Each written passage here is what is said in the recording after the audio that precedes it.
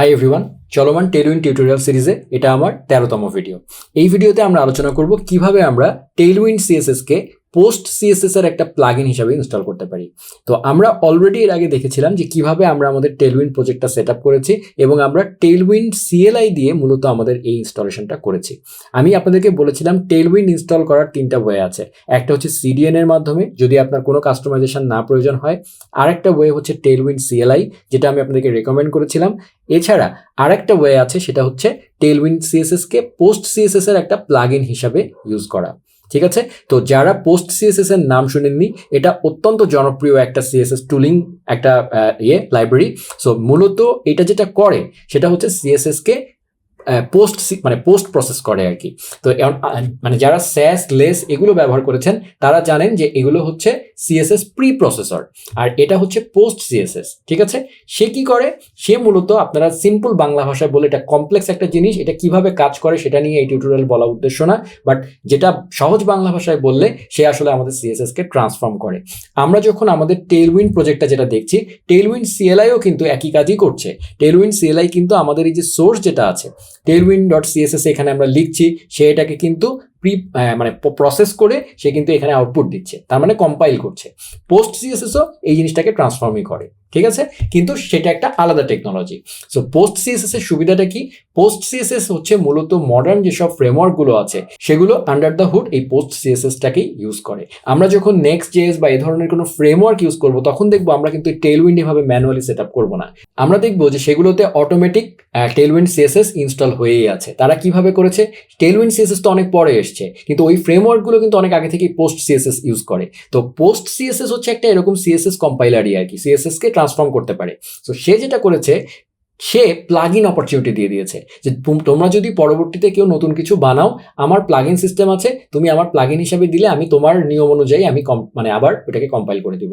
টেইলউইন্ড CSS করেছে কি, এটা যেন জনপ্রিয় হয় এবং যারা অলরেডি যেসব ফ্রেমওয়ার্কগুলো পোস্ট সিএসএস ইউজ করে সেখানে যেন টেইলউইন্ড সিএসএস কে ইন্টিগ্রেট করা যায়, সেই জন্যই তারা এই টেইলউইন্ড সিএসএস এর একটা প্লাগইন বানিয়ে দিয়েছে, পোস্ট সিএসএস এর একটা প্লাগইন হিসাবে টেইলউইন্ড সিএসএস কে দিয়ে দিয়েছে। সো আমরা ওই ইনস্টলেশন মেথডটাই এই টিউটোরিয়ালে জানবো। এটা খুবই জনপ্রিয়, যার কারণে এটা আমি জানাচ্ছি আপনাদেরকে, এবং এটা সম্পর্কে ধারণা আপনারা রাখতে পারেন, বাট আপনারা র প্রজেক্টে আপনারা টেইলউইন্ড সিএলআই ব্যবহার করতে পারেন আর কি। সো পোস্ট সিএসএস ইউজ করার মূল ফ্যাসিলিটি হচ্ছে এটা অত্যন্ত ফাস্ট, ব্লেজিং ফাস্ট, স্যাস লেস এসবের থেকে অনেক বেশি ফাস্ট, এবং তার যেগুলো প্রি প্রসেস করে তাদের থেকে অনেক ফাস্ট। এবং তার থেকে বড় কথা হচ্ছে যে এই যে প্লাগইন মেকানিজম, বিভিন্ন কাস্টমাইজেশন, এসবের জন্য আসলে পোস্ট সিএসএস বেস্ট কাজ করে। ঠিক আছে, সো এরকম বিভিন্ন আসলে পোস্ট সিএসএস এর সুবিধা আছে। পোস্ট সিএসএস এর অসংখ্য প্লাগইন আছে মার্কেট প্লেসে, এবং যেমন অটো প্রিফিক্সার একটা প্লাগইন আছে, সেটা যেটা করে সেটা হচ্ছে আমাদের বিভিন্ন সিএসএস আমরা যে প্রপার্টিগুলো লিখি সেগুলো কিন্তু সমস্ত ব্রাউজারে সব সাপোর্ট করে না। হ্যাঁ, তো সেক্ষেত্রে আমাদের কিন্তু এরকম ভেন্ডর প্রিফিক্স অ্যাড করতে হয়। যেমন আপনারা দেখেছেন না, মজ, হ্যাঁ, হাইফেন মজ, তারপরে হাইফেন এরকম কি বলে, ইন্টারনেটের জন্য, ইন্টারনেট এক্সপ্লোরারের জন্য এরকম আছে। হ্যাঁ, সো সো এই যে জিনিসগুলো, এই যে ভেন্ডর প্রিফিক্সগুলো আমাদেরকে ম্যানুয়ালি অ্যাড করতে হয়, রাইট? সো সেটা খুবই একটা হ্যাসেল। হ্যাঁ, সো সে কি করে, সে হচ্ছে এই ভেন্ডর প্রিফিক্সগুলো অটোমেটিক্যালি অ্যাড করে দেয়। ঠিক আছে, সো এরকম অসংখ্য সুবিধা আছে এই কি বলে পোস্ট সিএসএস এর। তো সেই কারণে আমি এই পোস্ট সিএসএস ইনস্টলেশন মেথডটা আপনাদেরকে দেখাতে চাই।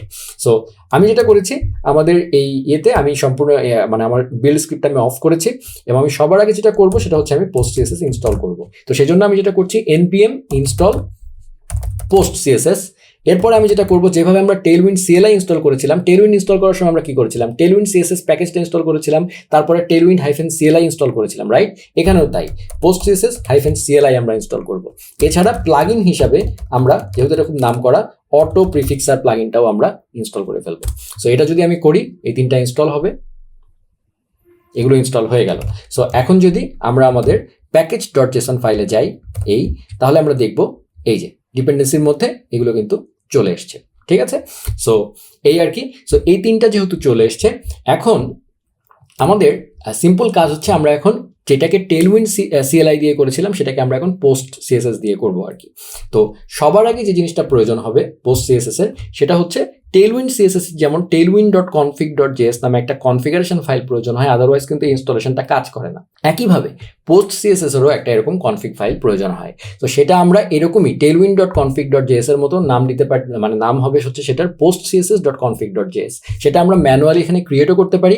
আবার যেভাবে আমরা tailwind.config.js টাকে একটা কমান্ডের মাধ্যমে অ্যাড করেছিলাম npx tailwind css init, সেরকম ভাবে আমরা PostCSS ও একইভাবে ইনস্টল করতে পারি। মানে এই কনফিগারেশন ফাইলটা আমরা কি করব, npx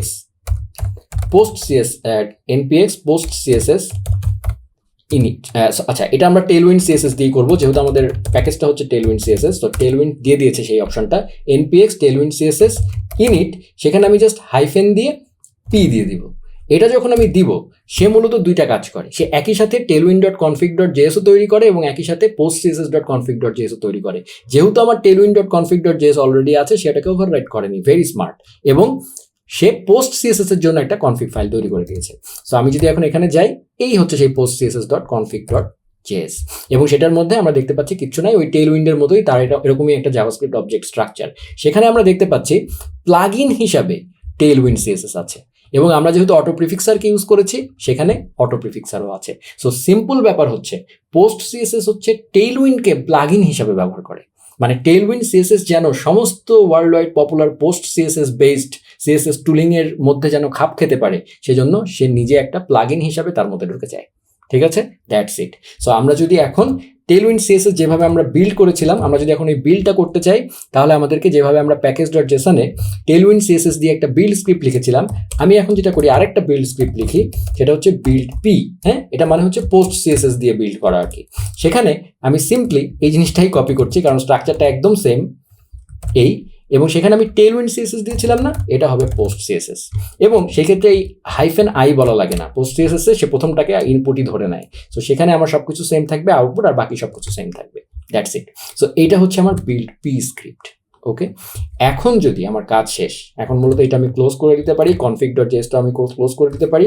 এখন যদি আমরা আমাদের সোর্স ফাইলে যাই, ধরেন এই কঠিন জিনিস না, আমি ধরেন একটা সিম্পল ক্লাস নিচ্ছি, ধরেন টেক্সট, ওই আমাদের টেক্সট ধরেন বডি, হ্যাঁ, একটা জাস্ট টেস্ট করার জন্য যে সে যেন কনভার্ট করতে পারছে সেটা দেখানোর জন্য টেক্সট বডি। এবং আমি আগে একটা কাজ করি, আমাদের এই ইয়েটাকে, আমাদের বিল্ড স্ক্রিপ্টটাকে চালাই, npm রান, এবার বিল্ড না, এবার হচ্ছে বিল্ড পি, রাইট? সো দিলাম, দেখেন এখন সে PostCSS এর মাধ্যমে রান হচ্ছে এবং ওয়াচ মোডে রান হচ্ছে। এখন যদি আমি এখানে এই টেক্সট বডি যেটা আছে না, আমি একটা কাজ করে এটা খুলে রাখি, তাহলে আপনারা লাইভ দেখতে পাবেন এই, এবং টেক্সট বডির মধ্যে ধরেন আমি দিলাম font size 2 rem for fun দিলাম, এই দেখেন সে কিন্তু ঠিক মতোই করতে পেরেছে। ক্লিয়ার? সো এখন সেম কাজটাই হচ্ছে, বাট থ্রু PostCSS, এবং Tailwind CSS সেখানে PostCSS এর একটা প্লাগইন হিসেবে কাজ করছে। ঠিক আছে, আচ্ছা। আর আমি আপনাদেরকে যেটা বলেছিলাম যে ভেন্ডর প্রিফিক্সের যে ব্যাপারটাতে, যে PostCSS কিন্তু অনেক ফাস্ট, এবং PostCSS এর আরেকটা সুবিধা হচ্ছে এটা ভেন্ডর প্রিফিক্সগুলো অটো অ্যাড করে দেয়, কারণ আমার এখানে অটো প্রিফিক্সার আছে। সো আমি যদি এখানে ধরেন কি, মানে একটা এক্সাম্পল দিই আপনাদেরকে, যেমন ধরেন ইনপুট প্লেস হোল্ডার, এই জিনিসটা অনেক ব্রাউজারই সাপোর্ট করে না। ঠিক আছে, যেমন ধরেন আপনি দিলেন ইনপুট প্লেস হোল্ডার যে টেক্সটটা, সেটা কালারটা ধরেন আপনি চেঞ্জ করবেন, এই সিউডো সিলেক্টরটা কিন্তু সমস্ত ব্রাউজার সাপোর্ট করে না, আমাদের ভেন্ডর প্রিফিক্স প্রয়োজন হয়। সো সেজন্য দেখেন সে কি করে, কালার দিলাম আমি, ধরেন দিলাম গ্রে। ঠিক আছে, এটা যে আমি দিয়ে সেভ দিলাম, সে দেখেন সে ইন্টেলিজেন্টলি মোজিলার জন্য, ইন্টারনেট এক্সপ্লোরারের জন্য এবং নর্মাল তিনটা সে ভেন্ডর প্রিফিক্সগুলো কিন্তু সে অ্যাড করে নিয়েছে। আমাদের কিন্তু চিন্তা করতে হচ্ছে না, আমরা ধরেই নিচ্ছি যে সব ব্রাউজারে কাজ করে, ও সুন্দর মতো সমস্ত ফলব্যাকগুলো বসিয়ে দিয়েছে।